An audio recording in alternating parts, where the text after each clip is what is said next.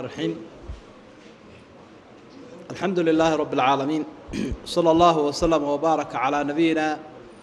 وحبيبنا وشفيعنا محمد بن عبد الله خاتم الأنبياء والمرسلين وعلى آله وأصحابه الكرام وسلم تسليما كثيرا. أما بعد، waxa aynu gudbaynaa inaynu sharaxno xogaa hordhacana ka bixino asmaada ilaahay subxaanahu wa tacaala. asmaada ilaahay muhiimadda ay leedahay waxaynu soo maraynay adkaartii dikrigii la dikriyaya ilaahay la baryay subxaanahu wa tacaala ayaynu soo maraynay. asmaaduna waxay ka mid tahay adkaarta. marka ilaahay aada baryayso waa inaad akhridaa magacyaashii ku munaasibka ahaa. haddaad cadow habaarayso qaar baa ku munaasiba, haddaad awlaad weydiisanayso qaar baa ku munaasiba, haddaad naxariis weydiisanayso qaar baa ku munaasiba. haddii aanad garanayninba macnahooda ma soo qaadan kartid oo kuma baryi karaysa. asmaada ilaahay in la baryo waxa ay ka mid tahay ugu horreynba asmaada ilaahay in la barta baan leeyahay. barashada ilaahay la baranayo weeye subxaanahu wa tacaala. ilaahay asmaadiisa iyo sifooyinkiisa iyo awooddiisa intaba asmaada laga dhex arkaya. asmaada alleh waxay ka mid tahay waxyaabaha muqawiyaadka ah ee iimaanka xoojiya. barashada asmaada ilaahay la barta ama la akhriyo waxay ka mid tahay waa asmaada ku soo aroortay qur'aanka iyo sunnadee waxa ay ka mid tahay waxyaabaha iimaanka xoojiya. ilaahay baa wuxuu uhi walilaahi alasmaa'u alxusnaa fadcuuhu biha. ilaahay waxa uu leeyahay magacyo aada u wanaag badana ku barya. nebiguna wuxuu yidhi calayhi salaatu wasalaam ilaahay wuxuu leeyahay 99 magac, qofka koobaa jannadu gelaya. waxyaabaha iimaanka xoojiya waxaa ka mid ah qur-aanka kariimka ah oo la dhuuxo, la dhadhamiyo, la dhugto marka la akhriyayo ama la dhegaysanayo. asmaada ilaahayna ay aada ugu badan tahay. waxyaabaha iimaanka xoojiya waxaa ka mid a macrifatu nabiyi sala allahu calayhi wasalam, in nebi maxamed la bartay iyo akhlaaqda ilaahay uu siiyey qaaliga ah. waxyaabaha iimaanka xoojiya waxaa ka mid ah altafakuru fi lkowni fii khalqi asamaawaati walard, inaynu aayadaha caalamka akhrino sidaynu akhriyayno aayadaha qur-aankaba. waxyaabaha iimaanka xoojiya waxaa ka mid ah aliktaaru min dikri illaahi tacaala wa min adducaa, xuska ilaahay kala noocnooc aynu soo maraynay iyo ducadu aada loo badiyo. waxyaabaha iimaanka xoojiya waxaa ka mid a macrifatu maxaasin ilislaam, islaamku wanaagga iyo qiimaha uu leeyahay aada u garato. diinta waa inaad garataa sirteeda iyo nuxurkeeda iyo inuu ilaahay basharka ugu talagalay si ay u badbaadiso. caqiidadeeduna ay tahay ta caqiido walba ugu wanaagsan uguna rumsan. waxyaabaha iimaanka xoojiya waxaa ka mid a alijtihaadu fi lixsaani fii cibaadati illaah walixsaanu ilaa khalqi illaah, inaad ku samafasho cibaadada ilaahay iyo u samafalka aada khalqiga u samafalayso. waxyaabaha iimaanka xoojiya waxaa ka mid ah addacwatu ila allah wa ilaa diinih, ilaahay diintiisoo dadka loogu yeedho iyo wixii wanaagsana ummadda mucallim loogu noqdo waxa xun dadka aan la barin. waxyaabaha iimaanka xoojiya waxaa ka mid ah alibticaad can shucabi alkufri waannifaaqi waalfusuuqi waalcisyaan, in gaalnimada, munaafiqnimada, faasiqnimada, macsiyada noocyadooda laga fogaado. waxyaabaha iimaanka xoojiya waxaa ka mid ah altaqarubu ila allah biاlnawaafil waalfaraa'id bacda alfaraa'id, in ilaahay loogu dhowaado sunnayaasha intii aad faralka ku dadaashay kadib. waxyaabaha iimaanka xoojinaya waxaa ka mid ah mujaalasatu alculamaa asaadiqiina almukhlisiin, dadka araggoodu ilaahay uu ku xusuusinayo ama aakhiro uu ku xusuusinayo ee culimmada iyo aqoon-yahanka diinta inaad ka ag dhowaato oo dadka abaaliista xambaarsan ay ka orinaysa agtooda inaanad ka ag dhowaanin. sida loo baranayo asmaada ilaahay waynu arki doonaa. asmaada ilaahay muqadamadeedii iyo hordhaceedii baynu wadnaa iyo waxyaabo macluumaad ay tahay horta intaanaan iyaga sharxin in la ogaado asmaa ullaahi tacaala tawqiifiya ilaahay magacyashiisu waa tawqiifi macnaheedu waxa weeye wuxuu ilaahay isku tilmaamuun baa la qaadan karaa ama magaciisa uu isugu sheegay ama rasuulku uu ku sheegay sala allahu calayhi wasalam laakiin magacaynu u bixinayna ama caqliyaad aynu isticmaalaynaa ma jiro waayo midka ku munaasiba ilaahay isagaa yaqaana subxaanahu wa tacaala sidaa daraaddeed arkaan bay leedahay asmaa ullaahi alxusnaa arkaanteedu waxa weeye inaynu magaca rumayno ku sugmay qur-aanka iyo sunnaha ee ilaahay uu isku magacaabay anama nebigu ku magacaabay calayhi salaatu wasalaam daatada ilaahay uu tusinayo sida loo rumaynayo magaca waxyaabaha ka ratibmaya iyo raadkiisana inaynu rumayno مثلا waxaynu rumaynaynaa بأن الله رحيم إلهي إنه يهي رحيم ذو رحمة وسعت كل شيء نحريستي سناء شيء والبكب اللارت ويرحم عباده أدوميه سنو نحريست مضاحفت يقضى بضى الله حديد بابك وحكم ذا وحيابا إلهي لقو سفين أيو أياك لدوان ابن القيم رحمه الله صدق الشرح أيو mid ka mid waxa weeye ma yarji'u ila nafsi daatada ilaahay shay u noqonaya daatullaahi iyo mawjuud iyo shay waa lagu sheegi karaa laakiin magac ahaan loo qaadan maayo iyo shay sifaadka ilaahay u noqonaya macnawiga caliim iyo qadiir iyo samiic oo isaguba uu isku magacaabay subxaana iyo shay u noqonaya afcaashiisa oo asmaa iyo sifo la xidhiidha xagga ficilkiisa خالق رازق كويالها سوكله iyo shay la xidhiidha ilaahay subhanahu wa ta'ala asmaadaasi ay ka nasahayaan wixii aanu qalmin sida quduus iyo salaam oo kale marka waa qaybaha asmaado dhinacyo badan leh dhinacaasina waa kamid oo in la ogaado way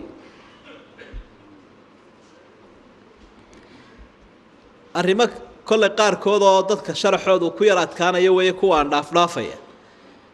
أسماء ذا إلهي بكلية دلالة مقعاسي وتصين يو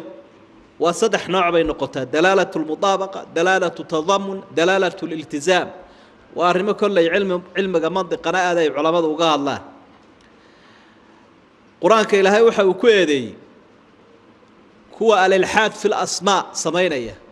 إن الذين يلحدون في أسمائه أسماء إلهي كو إلحاد كو سمينا يعمل كي سميين بان كو أبال مرين دون أبا إلهي وريحون مركا الإلحاد في الأسماء وامحي لماذا مركا الشرح يوحى إليهين وإن مقعي إلهي عيد كلا لا وذاتيو وقارك أها سيدين مانكا قال هذا بس سمين ترين الله والعزة ومناتا مقعياشا سي كسور ديغان ترين وتشددوا ذا السيدة مركا أهيد مقع إلهي مرك قال حود الإلحاد في الأسماء وحن نقول كرا بنفس صفات الله وإثبات أسماء لا حقيقة لها إن مقعيد إلهي للديدو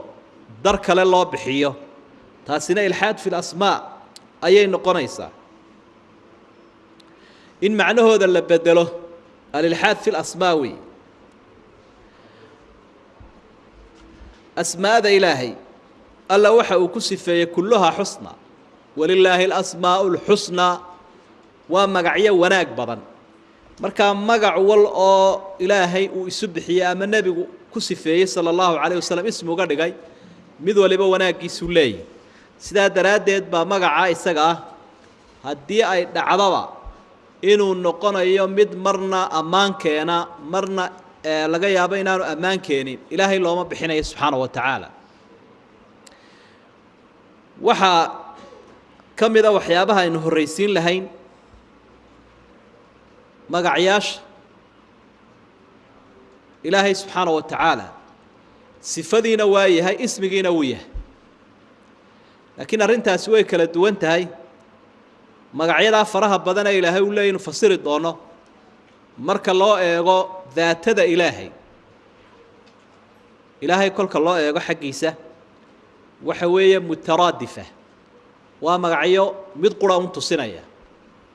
مرك لكن الله إيغو حق صفة إيا تلمانتا أي لاده ومتباينة وكلا نوع تصالى عن إلهنا القدير السميع البصير الحكيم magacyadaas oo dhan kolka ilaahay uu loo eego subhanahu wa ta'ala de kaligii uu bay magacuyi waxay tusinayaan ilaahay oo lagu magacaabo bay tusinayaan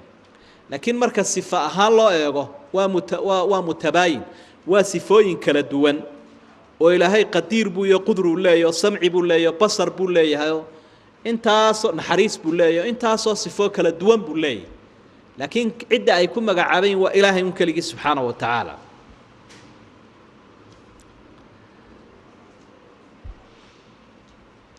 أسماء الله وحاد الشرحية أولي معنى بلارن بحنبارسين هو سيجارة كتير فاتحة سورة الفاتحة أنت كتيرت الله الرب الرحمن هو سيبو سيجارة معنى يالف ربنا أو أي حنبارسين أيها ومركا شيخ السيجارة يسد التاجية أسماء الله وصفاته مختصة به واتفاق الأسماء لا يوجب تماثل المسميات أسماء هذا إلهي إساق يوغارت صفوين كوسنا إساق أي يوغاري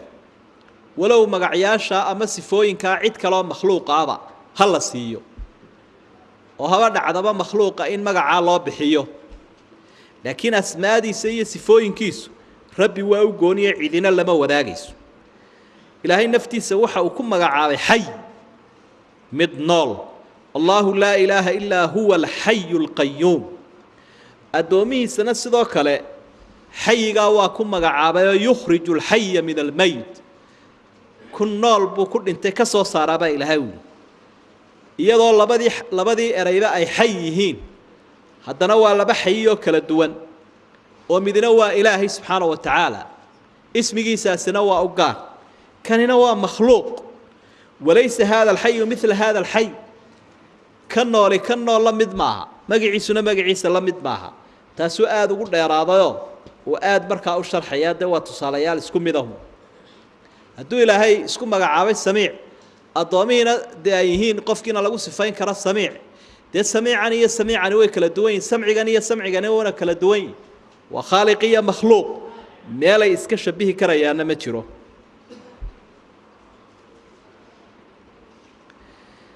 كل صفات كلا إيجو صفوينكو قاركود مر والبا كمال بيتوسيان قاركود نوح لقى يا مررك قاركود إن أنا كمال تسنين مرك الله صو اشتقاقه ما لقى صو قات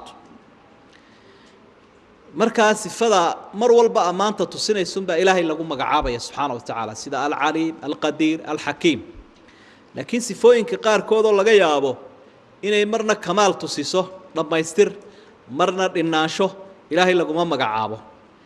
مثلا سيدا الفاعل المريد الصانع فعال لما يريد ذاك كجرتا قرانكي لا يسأل عما يفعل وهم يسألون صنع الله إرادة ذي قرانكي سيابة كلا دوان وقصة أروريسة مركب مريد إيا الصانع إيا فاعل لقول مقعابي ماي ويا فاعل كي مرنا وناك بصمين كرا مرنا حمان مريد كي مروح دوني كرا وحو ناكسن مرنا وحن مركا ما دام لبداس با اقبلي كرا مغعي الهي لغوما مغعابا سدا دراديد با قليها قاركودا ku magacaabay kuwayalaha aynu sheegnay ilaahay culimo badan oo culama ul aqeeda ay qalad ku xukmiyeen man ahsaha dakhala al janna rasuulku wuxuu leeyahay sallallahu alayhi wasallam asmaada cidda koobta jannadu galaya sidee loo koobaya وصدح سيود بيلين علماء إحصاء ألفاظها وعددها أسماء إيجا تردو دين قفك حفظه أو برطه حفظ معانيها ومدلولها معنى هذا تهروين وقيبض شكبر طابع تنكل نوحوين معنى هذا يا وحا تسنيس إنه قفك قرتوي تصدحاتنا وحوين كدو عايزته صدح رامرك هذه يتشار قفك ويسوق جيسته وكوا أسماء إلهي سيدو النبي كبو شارعي عليه الصلاة والسلام أسماء إلهي لما كوبي كرا والله ما أوران كرا إنتا ما نافيس وايو إنتا إنو مقالي ويكبضانت إلا الشيقين إلا إنو الشيقين بواليض sidaa waxaa caddaynaya xadiidka rasuulka ka sugmay sala allahu calayhi wasalam axmed uu warinayo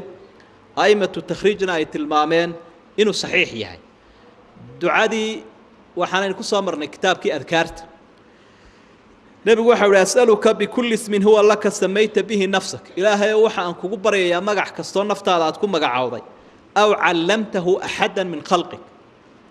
ama aad bartay mid ka mida khalqigaaga aw anzaltahu fii kitaabik ama kitaabkaaga qur-aanka aad ku soo dejisay aw ista'harta bihi fii cilmi alghaybi cindak ama adiguba cid aanad gaadhsiinine cilmulghaybka aad kula hadhay intaba waan kugu baryayaa buu nebigu uhi calayhi salaatu wasalaam marka qaar aan layna soo gaadhsiinin inay jiraan ba halkaa ka muuqday nebiguna wuxuu ku ducaysanayay oo adkaartii ka mid ah laa uxsii hanaa'an calayka anta kama ahnayta calaa nafsi marka waxyaabo badanoo ilaahay uu isku ammaanay baanu inoo sheegin ama sifooyinkiiyo siya asmaadiisa ah qowlka raajixayna waa kaa wey sidaa daraaddeed ayaa culimmadu 4 qaybood bay u qaybsameen marka la eego dhinaca asmaada ilaahay qayb waxaa la yidhaha muctamidiin qayb kalena waxaa la yidhaha mukhtasiriin qayb kalena waa mutawasiciin qaybina waa mutawasidiin muctamidiintu waxa weeye kuwa cuskaday xadiidka dareerinaya ama istabagelinaya asmaada ilaahay 99 ah ee abi hurayra uu warinayo ee tirmidhi iyo kutubta sunanka ku sugan intan hore waa saxiix ilaahay wuxuu leeyahay 99 magac inna lillahi 99 isma man ahsaaha dakhala aljanna qofka 99 ka kooba jannadu galaya intaas waa saxiix laakiin allah huwa arrahmaan arrahiim almalik alqudus ila halka laga wado ar-rashiid as-sabuur laga gaaro asmaada meelaha ku dhajisanayno aragnay riwaayada sheegaysa culamaa takhriij ama culimada xadiidku waxay u bateen in yar mooyaan inay daciif tahay oo aan loo qaadanaynin inuu nabigu sidaa u dareeriyay calayhi salaatu wasalaam oo isagu sidaa isugu daba taxay laakiin waa ruwaada iyo culimadii markaas warinaya xadiidka qaar ka mid ah ayaa sidaa u akhriyay bay leeyihiin waxaa jira culimada qaarkood oo riwaayada kor u soo yara qaaday oo waxay leeyihiin heer darajada xasanka way soo gaari kartaa waxa ka mid ah imaam an-nawawi iyo ayma kale shawkani laftiisu waa yara ayidaya oo qowlkaas u qaadanaya marka qolyahaasi muctamidiin baa la yiraahdaa waxay leeyihiin maadaama ay riwaayadaasi kor u soo kacday taa 99 ka dareerisay ayaynu xadiisaan u qaadanaynaa muctamidiintu waa taasay cuskadeen qaybna mukhtasiriin baa la yiraahdaa ibn hazm ayaa hormuud u ah marka isaguna waxa uu tiriyay al-asmaa al-mudlaqa intii ilaahay magacnimo uu isugu sheegay isagu ayaa uu qaatay isaga oo markaa aan dhammaystirin ba tiradii 99 ee ka soo yareeyay oo dhowr iyo 80 sheegay qayb kamida waxa la yiraahdaa mutawasiciin way ballaariyeen ilaa asmaadii oo siyaabo kala duwan soo aroortay sidaynu xagga dambe insha Allah ku sheegi doono ayay soo arooriyeen markaasay dhowr kun gaarsiiyeen marka qolyahana mutawasiciin baa la yiraahdaa waxa intanaynu ka warramaynaa waxay markaas ahlu sunna un bay noqonayaan qolyaha mubtadicada ma soo qaadanayno ee qalooca u qaatay nusuusta ama ilhaadka ku sameeyay qolyaha kale iyagu la yiraahdo mutawassidiinta waxa weeyaan asmaa'ada way qaateen qaybteeda mudlaqa ah ee ilaahay uu isku tilmaamay subxaanahu wa ta'ala ama magac isagoo inuu leeyahay uu xusay nusuusta ku soo aroortay ama nabiguba uu ku sheegay calayhi salaatu wasalaam waxa kale oo ay soo qaateen qaarkooda mushtaqaad loo yaqaano oo مثل ويبقى وجه ربك oo kala waxay ka soo qaadanay al-baaqi marka ismigi sidiisa uu taagnaa kumay deynina qaar kale oo ficilkii ay ka soo qaadanayaan ayaa iyaguna jiro dhaxdhaxaada waliba sababta ay markaa mutawassidiin ku noqdeen waxa weeye ficil walba kama qaadanayaan ee kii amaantu sinayun bay ka soo qaadanayaan ee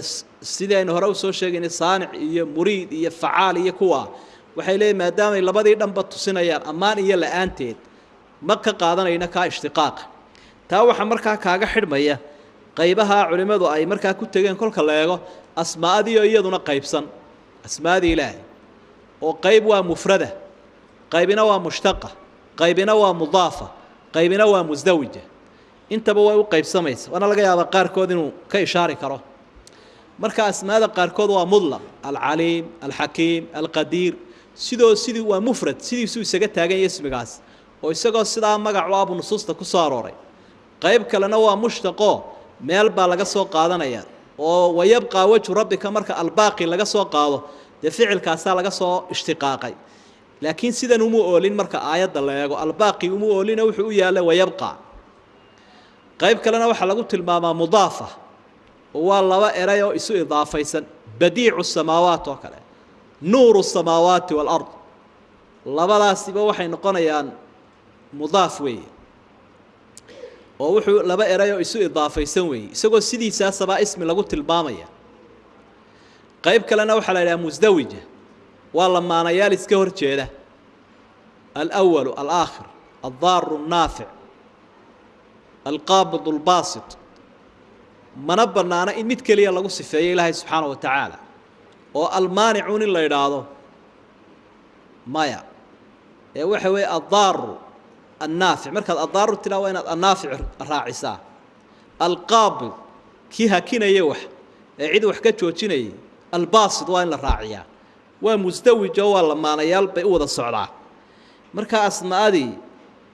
qaybaheedaa kala duwan bay sidaa u qaateenoo kuwaasina waxaa la yidhaha waa mutawasidiin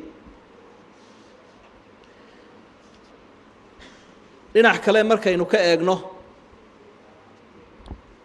culimadu ijtihaad badan bay sameeyeen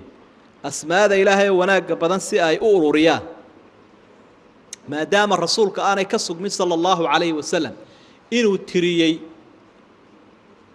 asmaadan oo uu yihi 99 la sheegayaa kow laba waa ilaa intaa kamay sugmin oo kamay soo aroorin laakiin nusuustii baa waxa ku filqan oo ka buuxo ku jira aayaadka iyo axaadiidaba asmaadii ilaahay isagu isku magacaabay ama nebigu ku magacaabay calayhi salaatu wasalaam sidaa daraaddeed baa culimadu 99 kanuu nebigu sheegay kama midaysna oo 99 kaasun weeye iskuma raacsana xataa waxaanay isku raacsanayn 99 xadiidka ku soo arooray laftooda iskuma raacsana riwaayooyinku way kala duduwayn oo riwaaya magacyaal bay ka saaraysaa riwaayana qaar bay ku daraysaa waa riwaayadan daciifka laftigeeda tirmidiya taxaysa qudhigeeda ilaa 18 aimada ama culimada kamida kuwii hore iyo kuwa dambeba ayaa mid waliba uu tiriyay oo dadaal uu ka sameeyay ururinta asmaada ilaahay waanay ku kala duwan yihiin oo kan qaar way ku midaysan yihiin qaarna waa ku kala hadhan yihiin qaarba waa loo badan yahay qaarkoodun baa sheegay ilaa 18 ayaa culimada kamidaba markaa ururiyay waxyaabaha kala duwanna waxa kamida 99 baa horta ay ku dadaalayaan maadaama inta fadligu nabigu sheegay calayhi salaatu wasalaam 99 noqday waxay isku dayeen inay 99 intooda badani ku soo ururiyaan marka way ku kala duwanaanayaan waxa kale oo ay in badan oo kamid isku dayaan inay ka soo qaataan asmaada quraanka oo qaar badan oo axaadiista ku sugan qaybo kamida culimada way ka tageen waxyaabaha inay kala duwanaadaan ururinta culimadu asmaada ay ururinayaan keenaya waxa kamida istiqraaga oo dadkii way kala dadaal badan yihiin oo aqoonta cilmiga xadiidka loo leeyahay ayay ku kala duwan yihiin oo qofka aqoon dheer u leh asmaa badan buu soo ururinaya ka kalena waa laga yaabaa inuu ka gaabsado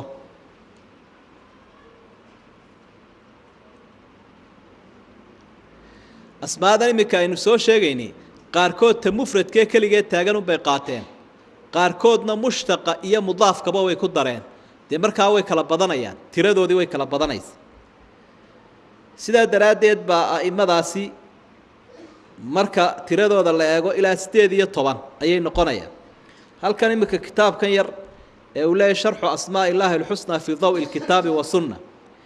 ninka alifay laftiisu ururintiisani waa mid gaara weeye saciid ibnu cali alqaxtaani waa mid gaara markaad xagga dambe eegtana laba sheekoo kale asmaadii ay ururiyeen ayuu isaguna soo qaadaya naasira sacdiga iyo sheekha ka sii dambeeya oo iyaguna meela ku kala duwan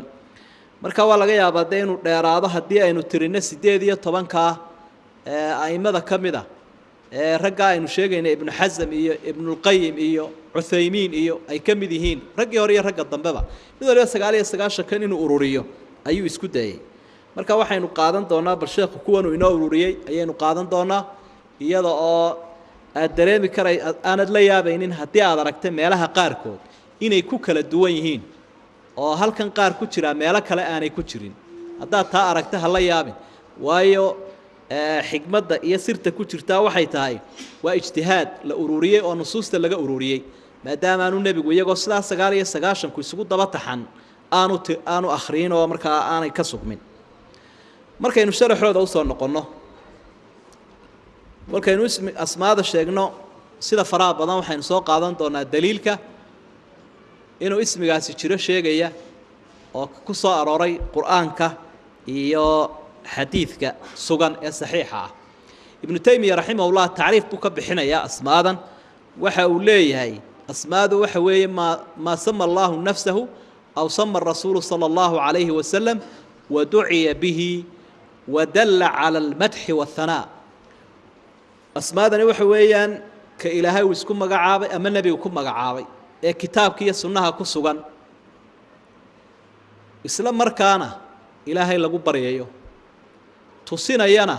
amaan erey ismigaasi naftiisa tusinaya saddexdaa sharti baa loo xidhay waa inuu ammaanna tusinayo waxyigana ku soo arooray laguna baryayo isagoo fasiranaya markaa aayadda walilaahi alasmaa alxusna fadcuuhu biha ilaahay wuxuu leeyahay asmaa markuu yeelanayo ismigaas waa inuu waxyiga ku sugmay ee aanu la iskaga magacaabinu ama caqliyadaanu ku imaninu midka labaad waa in lagu baraya de fadcuuhu bihaabu ayuu ilaahay subxaanahu wa tacaala ku barya midda saddexaad laga faa'iidaystay waa inuu ismigaasi la fahaantiisa ammaan tusinayaa de alxusnaa buu ilaahay ku sifeeyey waa magacyaal wanaag badan aynu soo noqono markaa inta haddaynu hordhaca kaga soo gudubno الأول والآخر والظاهر والباطن أفرت سوى الصعلة سورة الحديد آيات الصدحات بانا إلهي وكسفيه سبحانه وتعالى نفتي سوكت البابر نبي قال شرحي عليه الصلاة والسلام وعين كسامرني أذكارتي اللهم أنت الأول فليس قبلك شيء إله أذيقه الريون عجبكه الرين وأنت الآخر فليس بعدك شيء أضاء دنبيو عد كاتن بيني سآني ترين وأنت ظاهر فليس فوقك شيء أذيقه موغضة وعد كاموق ليربا آني ترين أما كاس الرئيس وأنت الباطن فليس دونك شيء أذيقه سكيو عد كاسو كيسابا ما ترتبع ساس النبي كفصر عليه الصلاة والسلام وهي تفسيرك وقفي عنين وقادنين العلي الأعلى المتعالي صدح راسنا حق معناها ويسكو دوي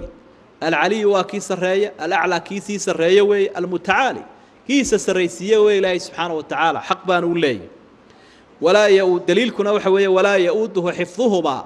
وهو العلي العظيم آية الكرسي سبح اسم ربك الأعلى عالم الغيب والشهادة الكبير المتعال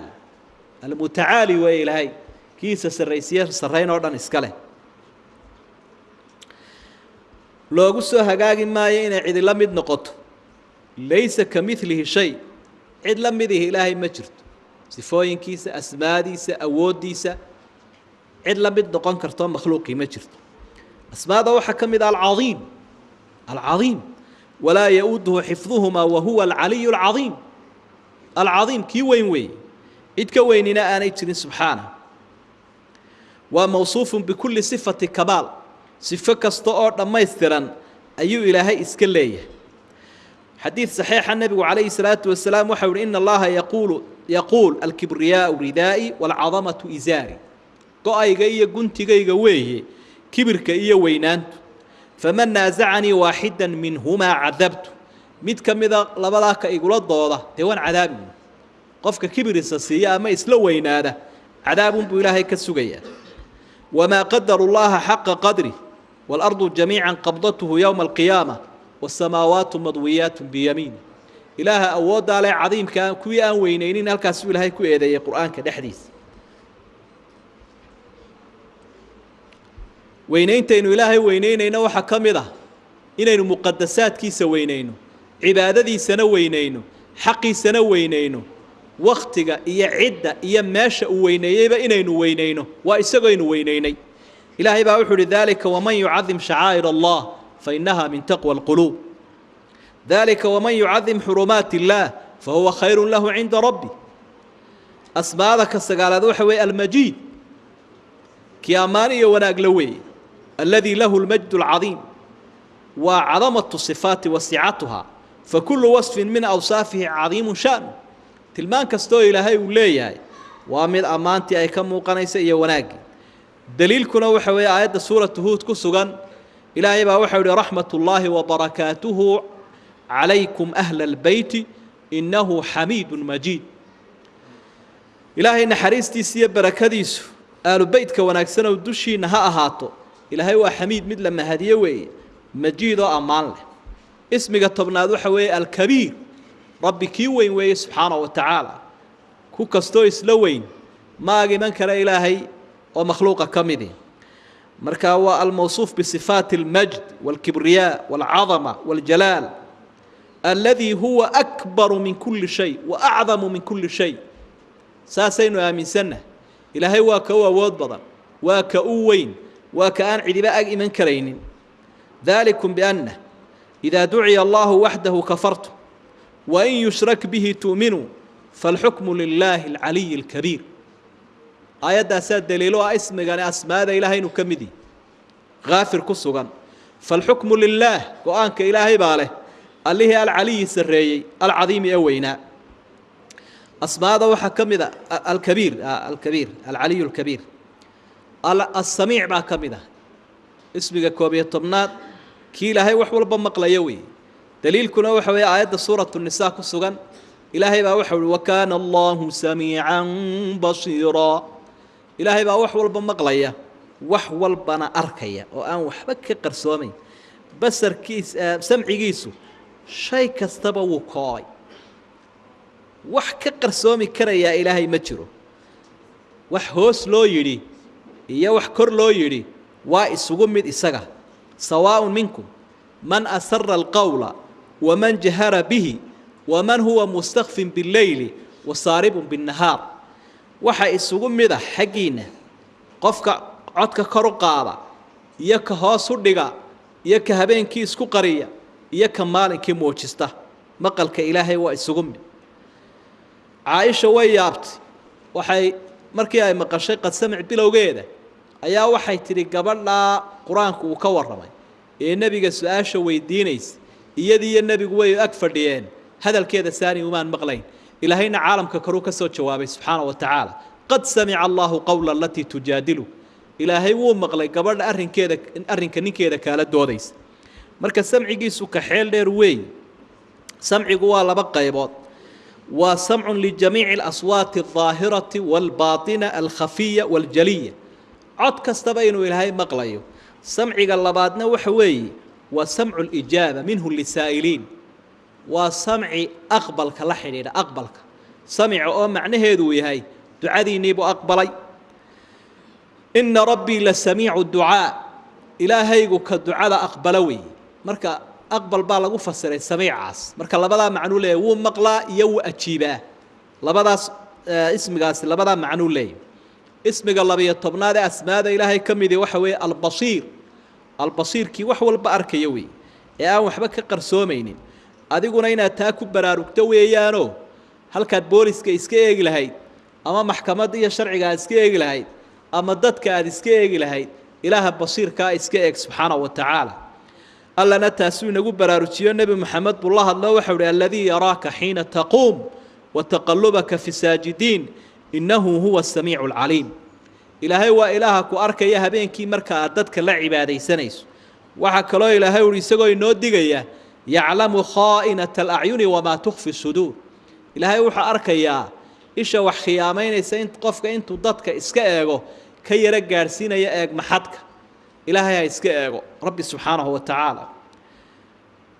ismiga 13aad iyo 14aad waa labadanoo in badan wada socda alcaliim alkhabiir alcaliimkii wax walba ogsoon weeye alkhabiiru kii xogagaala weeye ilaahay asmaadan markaynu macnahooda baranno ayaa ilaahay qalbigeenna ku weynaanaya subxaana wa tacaala markaasaynu ilaahay baranaynaa awooddiisa markaasaynu ilaahay baranaynaa ammaantiisa markaasaynu iska ilaalinaynaa caliimna weeye wax walba wuu ogyahay khabiirna weeye waa xogagaa soomaalidu waxa ay idhaahdaan isha dabana uunka arkaya uurka dabana ilaahay bay idhaah haddaad dee labadaba ilaahay u arkaya waa isugu mid laakiin kanoo isha isku qabtay ama sansanqanaya dadkuna way arkayaan laakiin qofka uurka dabaya khabiirka arkaya khabiir وهو القاهر فوق عباده وهو الحكيم الخبير والأنعام سورة الأنفال إلهي وحول إن الله بكل شيء عليم الحكيم الخبير يا عليم لبدات المامود بإسقاله والعليم المحيط علمه بكل شيء علمه سوح والبو كوي الواجبات والممتنعات والممكنات انتوا وحيابها واجبات كأو كوي naftiisa muqadaska ah ay iska leedahay waxyaabaha isaga u gaarka ah ee aanu waaynin ilaahay awsaaftiisa waaweyn ka mid ah waajibaad baa la yidhaah taa wuu ogyahay waxa kaloo uu ogsoon yahay waxyaabaha mumtanicaadka ah ee isaga ka mamnuuca ah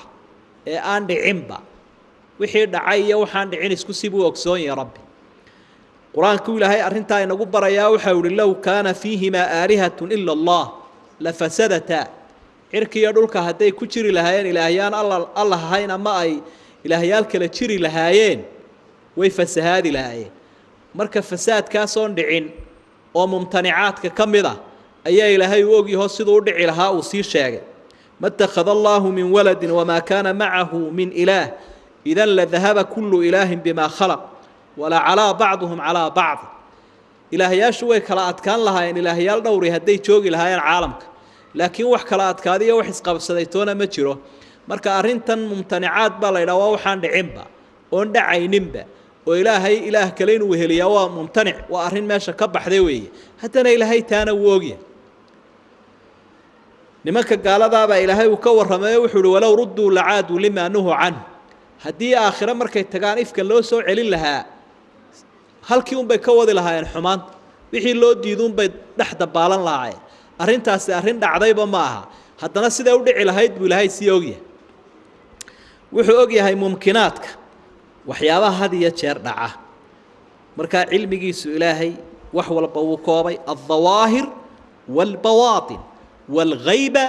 wash-shaahida waxa maqan iyo waxa muuqda iyo waxa iman doona iyo waxa afka laga yiri waxa uurka ku jira waa isugu mid ogow ilaahay subxaanahu wa ta'ala iyo waxa caalamka sare jooga iyo waxa caalamka hoose jooga ismiga 15aad waxa weeye al-hamid wa kalama hadiye weeye ilaahay subxaanahu wa ta'ala mahadiisaasina markaa waa laba siyoodo waa jamiicul makhluuqaat naadiqatun bihamdi khalqigiisoo dhami waxa uu ku hadlayaa oo ilaahay uu qirayaa mahadda uu leeyahay xamdi kasta oo cirka iyo dhulka ka jira iyo xamdi kasta ay soo jeediyeen khalqigii hore iyo khalqiga dambe ilaahay baa iska leh subxaanahu wa ta'ala sida daraadeed buu ina barayaa inaynu badino xamdigiisa oo 5 suuradood oo quraanka kamida ayaa alxamdu ilaahay uu ku bilaabay subxaanahu wa ta'ala oo suurada quraanka ugu horeysay suuratul faatiha أي كمتها كل الحمد لله سبحانه حمد يودن إلهي استجا إسكله مركا حمد جاسواك خلايق أي مهدينا يا قاركود هبدي ذنين إلهي مهديان لكن أنت فرها بدن بإلهي مهدينيس سيد الله بعد حمد قوي شوحوي أنه يحمد على ما له من الأسماء الحسنى والصفات الكاملة أسماء هذه سي صفات كيسة ونكسنا إلهي والله مهدينا يا لح اسمه هل كنا اسكو حريري لحسب هذا كمذا العزيز القدير القادر المقتدر القوي المتين ومترادفة ومتقاربة المعنى معاني ذي ذو يسكو ذا انت العزيز كي أود بدوي القدير كي وحول بكروي القادر المقتدر وكي كرية القوي كي أود بدوي المتين كي قوذي حوقي أود بيسكو اسكالوي يعني وحبكوا أتكانين أنت أصلا مقعوا اسكو دو وأسماء دي سواوين تصينية عظيم قدرتي أود إلهي آذو وين أنا أود كلا أك إيمان كرتا أنا ترين تسيبها إلهي ونبغو برايا أسماء دي سبحانه وتعالى آياتها موتشنا يانا الدليل كواس ماذا إنه إلهي ليهي إلهي وسقو اسكم مقعاوين وكوان إن العزة لله جميعا إن ربك هو القوي العزيز إن الله هو الرزاق ذو القوة المتين والله قدير والله غفور رحيم قل هو القادر على أن يبعث عليكم عذابا من فوقكم إلى آخر الآية وكان الله على كل شيء مقتدرا إن المتقين في جنات ونهر في مقعد صدق عند مليك مقتدر انت صو مقعدا قرآن كي سيدا ugu jiraan intubana waxa ay tilmaamayaan awoodina Ilaahay ku ururtay subhanahu wa ta'ala cid walbana isagu ka adag yahay in isaga la ugu ururo oo la irkado oo lagu tiirsado oo garab iyo gaashaanba isaga la weydiisto weeye kol haduu awooda leeyahay marka insaanka tan aaminsan awoodaha kala uma muuqanayaan walillahi al'izzatu wa lirasuli walilmu'minina walakinna almunafiqina la ya'lamun ma garanaya munaafiqan garanayn oo awooda Ilaahay intuu ilaawaabo awoodaha kala arkaya qudradiisa Ilaahay subhanahu wa ta'ala ayaa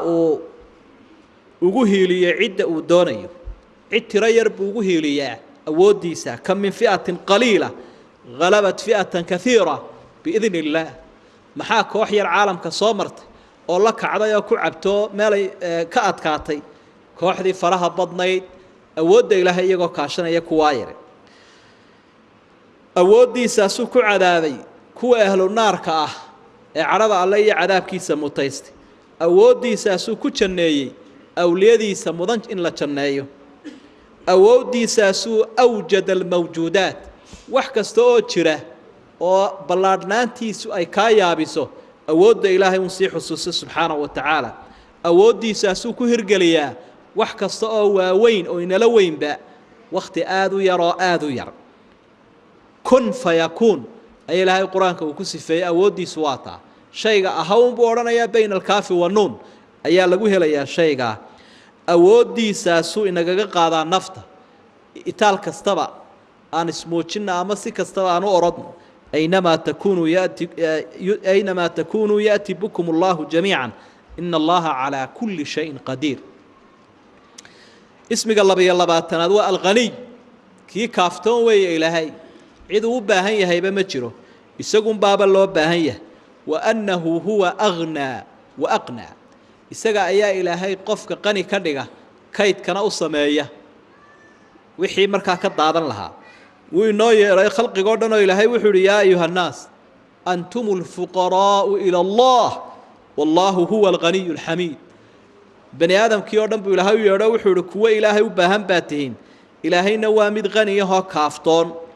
وأنا ذي عدو باهين هاي باترين با حميد ويوال لما هذه سبحانه وتعالى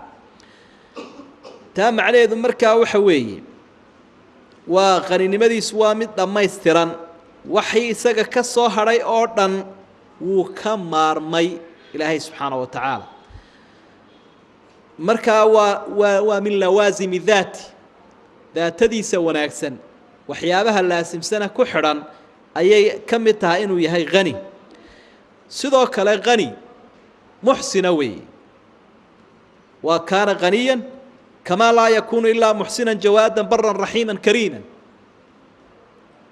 ما هينو خلقه كم مارمي وكليه هونه يجيبوا إحسان اللية يجيبوا وناك فريا يجيبوا وناتشينا يا بدبادة وهي خلقه سيدا دراد ديت با أدومه سوحوا فري إنا يساق بريان الدعاء دي ساي بديان كل هديك اللوب باهيها يساقويا كل هديك هو باهني أدومها أيهين يبريا با إلى هول مركاسو بلان قاضين الدعاء كأقبليه ومن كمال غناه وسعة عطاياه غني نمديس كامل كأوحى كاملة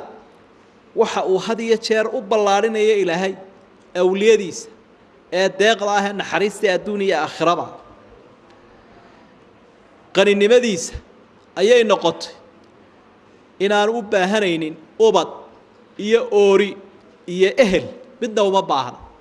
cid isbixiso kaligeed maaranta oo kaaftoontaa ma jirto isaga mooyaane ismiga 23aad waa alxakiim kii falsuuban surma seegtala shay walba meesha ku habboon dhiga xigmad oo dhami isaga ayay ka soo burqataa qofka xigmad doonayaana isagu marti uga noqonaya yuuti alxikmata man yashaa waman yuuta alxikmata faqad uutiya khayran kaiira aadamuhu ma noqdo xakiim waayo wuxuu leeyahay surma seegta iyo la seegid waxaynu naqaanaa wax la idhaahdo tijaabo iyo tilmaamo in lagu tilmaamaad u baahantay inaad wax tijaabisabaad u baahantay si arrinta aad u dhawayso ilaahay wixii uu bilaabo sidiisu ku keenaa wa huwa alqaahiru fawqa cibaadi wa huwa alxakiimu alkhabiir addoomihiisa isagaa ilaahay ka sarreeyo oo kana awood badan waanu xigmad badan yahay xogagaalna weeye xigmaddiisaasi waa laba nooc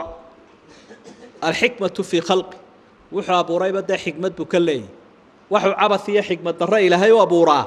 ma jirto marka wax alla waxa uu mawjuudaad iyo kaa'inaad sameeyey wax alla waxa abuuran oo dhami xigmad buu ilaahay ka leeyahay ee wax xigmad darro ay ma jiro qofku haddii uu eegi waayo u hoggaansami waayo ilaahay subxaanahu wa tacaala xaggiisana ama garan kari waayo waxa loo abuurayna ilaahay xakiimnimadiisa umuu qiran xigmaddiisa labaad waxa weeye alxikmatu fii sharcihi wa amri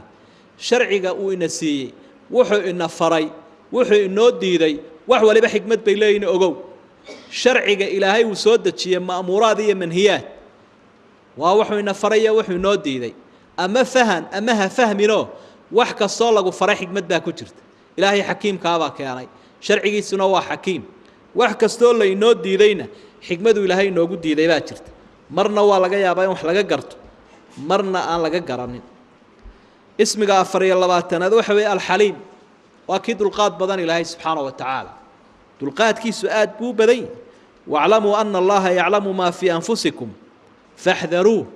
waclamuu ana allaha gafuurun xaliim suuratu lbaqara ogaada buu ilaahay leeyahay waxa naftiinna ku sugan asmaa'adiisa ayuu isku keen barayaa iyo sifooyinkiisa waxaa ogaataan ilaahay inuu ogaanayo waxa naftiinna ku sugan oo aan waxba ka qarsoomayn waxa gudihiinna ku helan haddaba ka feejignaadoo iska ilaaliya ilaahay ogaadana inuu dembiga dhaafo dulqaad badan yahayna haddaba dulqaadkiisa badan ha ku kadsoominee ee uu idin daynayo dulqaadkiisii bay noqotay intuu ilaahay canaanto addoommaha wuu canaantaa iyagoo xumaan sameeyey si ay u toobad keenaan inay toobad keenaan buu ilaahay jeceli dulqaadkiisii bay noqotay kuwaad aragtay ee adduunyada ilaahay aflagaadaynaya caayaya inuu daayo wamaca daalika yarsuquhum wa yucaafiihim wa yucطiihim wuu siinaya u caafimaadinaya u arsaaqaya waxaa dhacda makhluuqaadku cidda had iyo jeer gaf ugu jawaabta markiiba inay ka argoostaan bay doonaan laakiin dulqaadkiisaa ilaahay badan subxaanahu wa tacaala walow yu'aakhidu allahu nnaasa bimaa kasabuu maa taraka calaa dahriha min daaba walaakin yu'akhiruhum ilaa ajalin musamma faidaa jaaa ajaluhum faina allaha kaana bicibaadihi basiira hadduu ilaahay dadkan qabanayo dembigay sameeyeenna uu ku qabanayo adduunyada waxba dusheeda kagama tageenba abaalkooduu marin lahaayo dhimbiilaha halaagaasina dad badan khalqi badan buu gaari lahaa laakiin ilaahay wakhti buu u dibdhigay wakhtigaasuu la sugayaa markuu qabtana adhaxdu ka jebinaya ismiga 24aad 25aad 26aad saddexdaa ismi baa wada socda alcafow alghafuur alghafaar waa asmaadii ilaahay ee waxya ku soo aroortay ina allaha lacafuwun qafuur ilaahay cafiskiisu ayaa badan dembigana waa dhaafa addoomuhu u dhaafaa ciddii cafiskiisa u baahata iyo ciddii markaa istidhaahda ilaahay baad ka maarantay cafiskiisu ilaahay waa u badan yahay subxaanahu wa tacaala waxa uu ballan qaaday dembi dhaaf iyo cafis buu u ballan qaaday cidda la timaada asbaabta dembi dhaafka wa innii lagafaarun liman taaba wa aamana wa camila saalixan uma htadaa waan u dhaafayaaba ilahay uhi cidda ii toobad keenta ee ay rumaysay camal fiican samaysay jidka ku toostaata cafiskiisaa ballaaran iyo dembi dhaafkiisaa ballaaran daraaddeed ayaa ilaahay waxyiga ugu bushaareeyey inaanay khalqiga iyo dadku quusanin hadday dembi waaweyn galaan fariin buu usoo farayaa nebi maxamed calayhi salaatu wasalaam addoomuhu ilaahay inoo soo faro waxau ihi qul yaa cibaadiya aladiina asrafuu calaa anfusihim laa taqnaduu min raxmat illaah ina allaha yakfiru dunuuba jamiica nebi maxamedoo waxaad ku tidhaa addoommahayga xadgudbay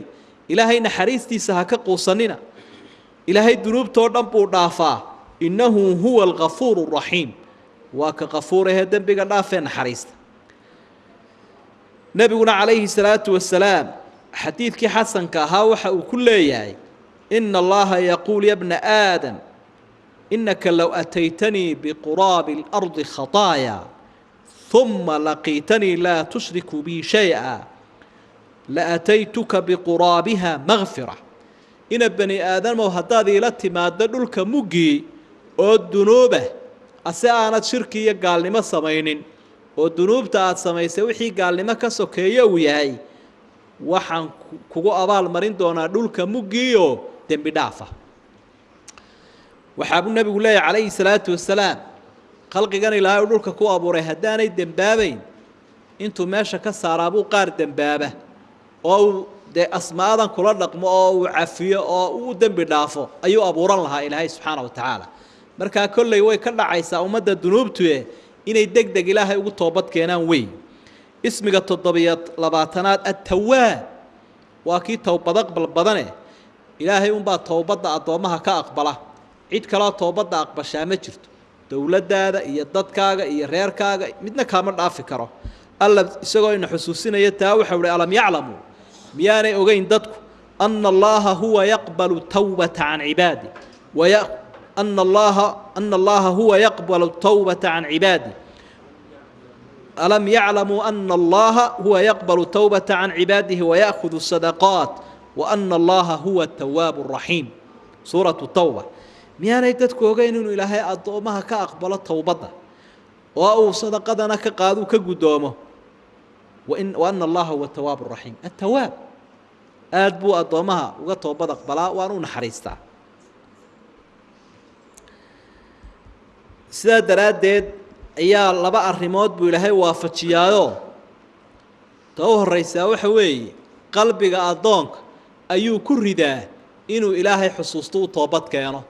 markuu taa xusuusiyana wuu ka dhaafaa dembiga labadaasuu isugu daraa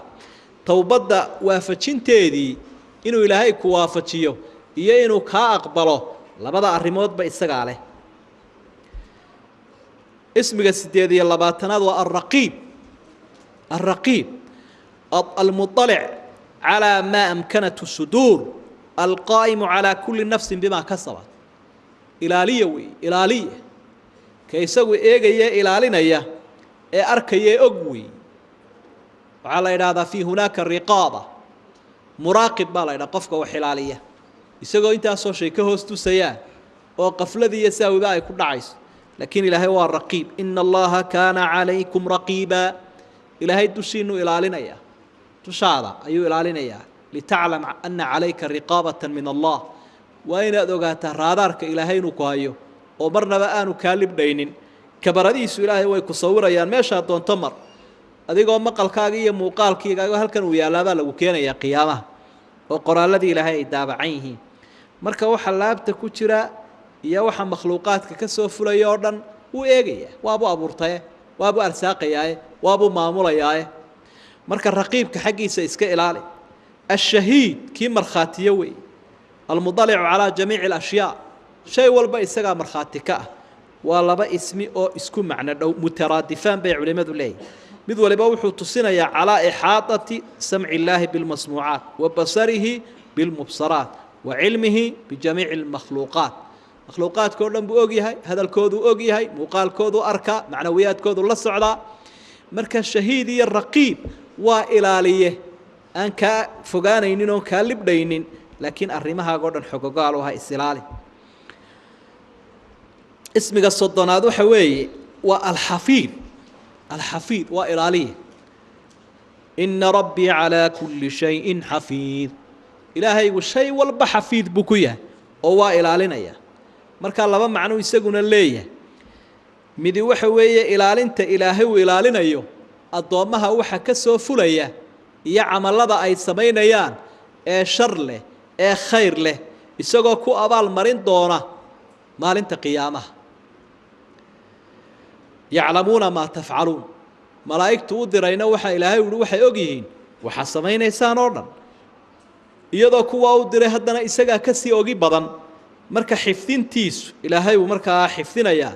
amalka adoomaha oo dhan buu koobay si ugu abaal mariyo xifdinta iyo ilaalinta eraygu macnaha labaad uu ismigaasi leeyahay waxa weeye waa ilaalin oo markaa makhluuqaadkiisa uu ka ilaalinayo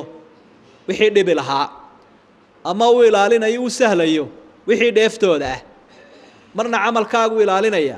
marna adigaabu ku ilaalinaya oo inkaaraha iyo aafaadka iyo wixii kugu dhici lahaa buu ka ilaalinaya iyadoo ilaalintaasina caam iyo khaas ay tahay ilaalinta qaarkeed waa caam oo jamiic almakhluuqaat makhluuq oo dhan buu ilaalinaya oo wuxuu waafajinayaa uu sahlayaa wixii u dana sidaa daraadeed baa ilaahay uu alladii a'ta kulla shay'in khalqahu thumma hada shay walba ilaahay wuxuu siiyay abuurkii ku munaasibka ahaa markaas uu hanuuniyay waxa xayawaanaadka wuxuu ku ilaaliyay wixii dantiisa ahaa waxa kale oo ilaalinta kalena ay noqonaysaa waa ilaalin khaas ah oo awliyadiisu ilaalinaya awliyadiisa iyo cidda isaga ka tala qaadata ayaa ilaahay u ilaalinaya wixii maslaxadooda iyo wixii manfaacadooda iyo wixii horumarkooda iyo wixii darajadooda wixii dhibayana uu ka ilaalinaya inna allaha yudaafi'u 'anil ladina aamanu ilaahay dadka muuminiinta abu difaaca si gaarabu iyaga u tilmaamay fallahu khayrun xaafidan wa huwa arhamur raahimin cid wa xafida la wa xafide ilaahay baa u wanaagsan subhanahu wa ta'ala una naxariis badan ihfadillaha yahfadk rasuulkuna sallallahu alayhi wasallam waxa uu leeyahay ilaahay ilaali wixii uu ku amray ilaali oo fuliyo hirgeli wixii uu ku diidayna iska ilaali oo ha dhaxgelin isaguna wuu ku ilaalin doonaa ismiga koobiye sodonaade asmaada ilaahay kamid waxa weey al-latiif daliilkiisuna suuratu shura buu ku jiraa alla waxa uu yiri Allahu latiifun bi'ibadihi yarzuqu man yashaa'u wa huwa al-qawiyyul 'aziz sidoo kale suuratul an'aamna waad ka akhri la tudrikuhu al-absar wa huwa yudriku al-absar wa huwa al-latiiful khabiir la tudrikuhu al-absar indahu ma haleelan ilaahay isagu sa indhaha u araga waa haleela waa al-latiiful khabiir laba macna ayaa uu leeyahay inaad culimadu latiifkaas midi waxa weeyaan wuxuu la macna noqonayaa sidii khabiir oo kale oo wax xogagaan al-latiif waa ki xogagaala ee arrimahaaga mid muuqda iyo mid qarsoonba isku si u ogsoon laabta waxaad ku samayso ku hayso wixii qayba ma jalla wa daq wax kasto weyn iyo wax kasto yar khabiir buu yahay mid xogagaal ah kaasi waa macnaha labaadna waxa weeye waa latiifo waxa uu ilaalinayaa adoomaha iyo amalkooda ayuu ilaalinay taa hore ahayd latiifka macnaha labaad waxa weeye wuxuu u naxariisanayaa adoomaha waa latiif oo sida rahiim iyo rauf oo kala marka adoomaha uu ogiyo xogaal buu yahayna waa macnaha labaadna weeye uu u naxariisanaya way sida aayada u horeysa Allahu latiifun bi'ibadi adoomihiisu ilaahay u naxariista yarzuqu man yashaa'u cidu doono arsaaqaya wa huwa al-qawiyyul 'aziz isaga awoodiyo iyo quwadba ilaahay iskala subhanahu wa ta'ala